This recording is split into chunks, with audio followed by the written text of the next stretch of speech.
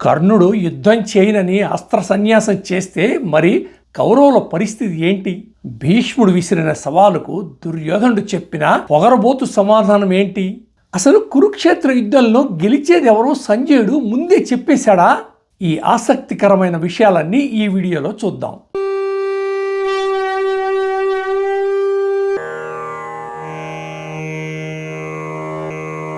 కర్ణుడు భీష్ముడు మరణించే వరకు యుద్ధ భూమిలో అడుగు పెట్టనని, ఆయుధం ముట్టనని భీషణ శపథం చేసి అస్త్ర సన్యాసం చేశాడు కదా. ఆ తర్వాత ఆ సభలోంచి నిష్క్రమించినప్పుడు భీష్మాచార్యుడు అది చూసి చిరునవ్వుతో దుర్యోధనుడితో, సుయోధన, కర్ణుడు ఆడిన మాట తప్పని ధీరశాలి, అందువలన తానన్న మాట మీదే నిలబడతాడు. ఇంతటి మహావీరుడు అలిగితే పాండవులు ఎట్లా బ్రతుకుతారు? నీవు అతని మాటలు పట్టుకొని ధర్మరాజుతో ఎట్లాగూ యుద్ధం చేసి తీరుతావు. అప్పుడు నా పరాక్రమం, కర్ణుడి పరాక్రమం ప్రత్యేకంగా చూడగలవు. నేను యుద్ధరంగంలో బాహ్లికుడు, ద్రోణుడు, మిగతా వారు చూస్తుండగా అనేక మంది శత్రు సైన్యాలను సంహరించగలను. ఆ పైన కర్ణుడి యుద్ధ నైపుణ్యం కూడా చూసి మా ఇద్దరి మధ్య ఉన్న తారతమ్యాన్ని స్పష్టంగా చూడగలవు అని అంటాడు. దుర్యోధనుడు చాలా కాలం నుంచి కర్ణ పక్షపాతి, అంటే కర్ణుడంటే మహా ఇష్టం. దుర్యోధనుడు పెద్ద చిన్న తారతమ్యం ఎరగని అహంకారి. భీష్ముడు అలా అనగానే కోపంతో, పితామహ, నీకు తెలుసో తెలియక 10 మందిలో ఎప్పుడు పాండవులే గెలుస్తారని అంటావు. ముందుగా నిన్ను, బాహ్లికుని, ద్రోణాచార్యుని నమ్ముకొని నేను విజృంభించి యుద్ధం చేయడానికి సిద్ధపడ్డానని భావిస్తున్నావు కాబోలు. కర్ణుడు, దుశ్శాసనుడు ఉండగా ఇతరులెందుకు నాకు? వారికి తోడు నా అధిక పరాక్రమం ఉంది కదా. మంచి వీరులతో శత్రు సేనలను మేము గెలవగలం. అటు పిమ్మట ఈ భూమండలాన్నంతా ఏకఛత్రాధిపత్యంతో పరిపాలించగలను. నా దృఢ నిర్ణయానికి తిరుగులేదు అని భీష్ముడిని అధిక్షేపిస్తాడు. ఇలా దుర్యోధనుడు భీష్మునితో పరుషంగా మాట్లాడినందుకు ధృతరాష్ట్రుడు కొడుకును ఏమీ మందలించలేక అలజడి పడిపోయి విదురుడి వంక చూస్తూ, విదురా, మృత్యు పాశంలో చిక్కుకున్న దుర్యోధనుడు త్వరలోనే కర్ణుడితో సహా రణరంగంలో మరణించగలడు. ఇక మనం చెయ్యవలసిన కర్తవ్యం ఏమిటో చెప్పమని ప్రశ్నిస్తాడు. విదురుడు ధృతరాష్ట్ర మహారాజుతో, మహారాజా, మన వాళ్ళు అసలే బలహీనులు. ఇలా తమలో తాము పోట్లాడుకుంటూ ఉంటే అది అర్జునుడికి లాభం.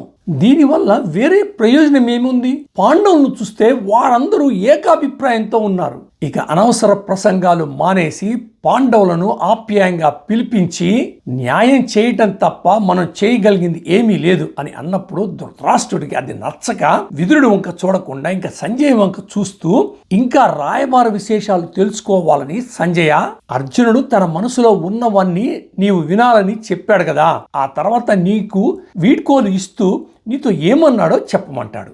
మహారాజా, అర్జునుడు చివరగా సభలో పెద్దల సమక్షంలో దుర్యోధనుడిని ఇలా హెచ్చరించమని నాతో చెప్పిన మాటలివి. కురువంశ శ్రేష్ఠుడైన ధర్మరాజు స్వయంగా మా తండ్రి పాలు రాజ్యభాగం ఇయ్యవలసిందని అర్జించిన ఆ దుర్యోధనుడు అనుమతించక అహంకరించినచో కౌరవ కుమారులను వరుసగా ఒక్కొక్కరినే క్షణంలో నా బాణాగ్ని జ్వాలలో ఆహుతి చేయగలను అని అన్నాడు. అయితే దుర్యోధనుడు సంజయుని మాటలు అసలు లెక్క చేయలేదు. ధృతరాష్ట్రుడు ఏం చేయాలో తోచక అలాగే నిశ్చేష్టుడై కూర్చుండిపోయాడు. తర్వాత కొద్దిసేపటికి ధృతరాష్ట్రుడు, సంజయుడు, దుర్యోధనుడు తప్ప మిగతా వారందరూ ఒక్కొక్కరే లేచి ఆ సభ నుంచి నిష్క్రమిస్తారు. కానీ ధృతరాష్ట్రుడికి ఇంకా గుబులు పోలేదు. కౌరవ కుమారులు పాండవ కుమారులు గెలుస్తారేమో అన్న దురాశ ఇంకా అతన్ని పీడిస్తోంది. సంజయ, నీవు 2 పక్షాల బలాబలాలు పరిశీలించావు కదా, యుద్ధం వస్తే ఎవరు గెలుస్తారో నిర్ణయిద్దామా?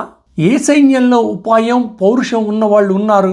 విజయం ఎవరిని వరుస్తుందని భావిస్తున్నావు అని ప్రశ్నిస్తాడు. సంజయుడు కొద్దిసేపు ఆలోచించుకొని తనలో తను ఇట్లా అనుకుంటున్నాడు. ఈ మహారాజుకి పాండవుల యొక్క పరాక్రమ శక్తిని, అధిక బలాన్ని గురించి వివరించాను కదా, ఎంత చెప్పినా ఎక్కడో ఒక మూల దుర్యోధనుడే గెలుస్తాడని ఎంతో ఆశతో ఉన్నాడు. ఇతనికి ఇంకా చెప్పి లాభం లేదు.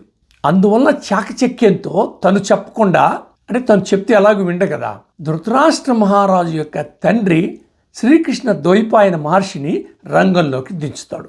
మహారాజా, ఇన్ని విధాల ఎవరు గెలుస్తారో అని తర్జన భర్జన చేయటం వలన ప్రయోజనం ఏముంది? నీ తండ్రి కృష్ణద్వైపాయన మునీశ్వరుడు ధర్మాధర్మ రహస్యవేత్త. ఆ మహితాత్ముడొక్కడే నీ సందేహాన్ని తీర్చగలడు.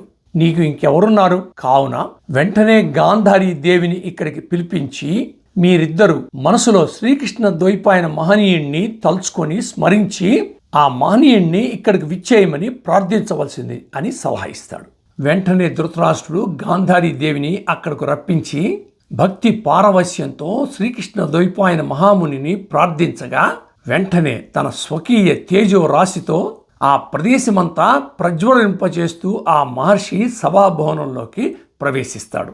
అందరూ సాష్టాంగ నమస్కారాలు చేసి ఉన్నత పీఠంపై కూర్చుండబెట్టి అర్ఘ్యపాద్యాదులతో పూజిస్తారు. ధృతరాష్ట్రుడు అడగకుండానే ఆ మహర్షి ధృతరాష్ట్రుడు సంజయుడి మనసులో ఏముందో తెలుసుకొని సంజయుడి వంక ఎంతో ఆదర దృష్టితో చూస్తూ, నాయనా, ధృతరాష్ట్రుడు అడిగిన విషయం నీవు ఆమూలాగ్రంగా గ్రహించిన మనిషివి కనుక నీవు మౌనంగా ఉండకూడదు. ధృతరాష్ట్రుడు అడిగిన ప్రశ్నకు సమాధానం నేను వినేటట్లు స్పష్టంగా చెప్పవలసిందిగా సంజయుడిని అడగగానే సంజయుడు ఎంతో సంతోషించి, మహారాజా, నీవు నన్ను పాండవుల సైన్యం కౌరవుల సైన్యాలకు తారతమ్యం అడిగావు. పాండవ పక్షంలో శ్రీకృష్ణుడున్నాడు, మరి కౌరవ సేనలో అతనికి సమానమైన వాడు ఎవరున్నారో చూపించుము అని అడుగుతాడు. ఇంకా మనం నెక్స్ట్ ఎపిసోడ్లో శ్రీకృష్ణుడి రాయబారం గురించి చెప్పుకుందాం. నా వీడియో కనుక మీకు నచ్చినట్లయితే లైక్ చేయండి, షేర్ చేయండి, కామెంట్ చేయండి, నా ఛానల్ని సబ్స్క్రైబ్ చేయండి. నమస్కారం.